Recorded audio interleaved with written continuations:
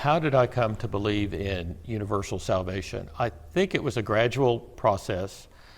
It had a lot to do with thinking about what grace means. And grace had always been pretty central to my theology. But the more that I started thinking about grace, the more I realized that it was becoming not just central to my theology, but all of my theology.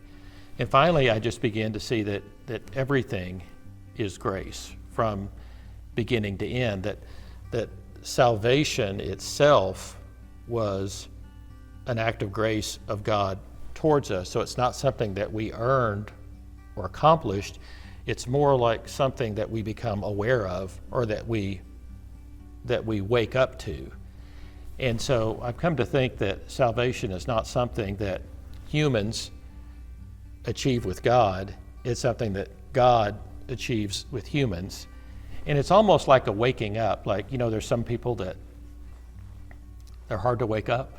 You got to shake them until they can finally wake up. And then there's some people that just, anything wakes them up. Well, it seems like there's some people in this world that are very sensitive to grace and love and mercy, and they just kind of wake up to this, and it's not hard for them. And then there's some people that are super hard to wake up. They may not wake up in this lifetime, but I've come to believe that God has ways of, after this life is over, of finally using a process by which they do wake up and they come to their senses. And so kind of like in the parable of the prodigal son, where he finally comes to himself, he finally wakes up and comes to himself. So I came to believe that that by grace, everyone would finally wake up. And it was nothing to brag about, that if I woke up before you woke up, well,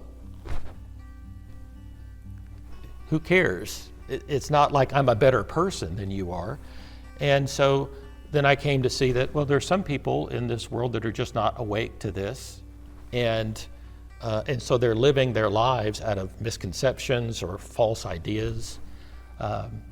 So I guess it was a gradual process. I came to be aware that there were early church fathers that believed this. I came to be aware that I could make as good a scriptural argument for it as I could make for other theologies.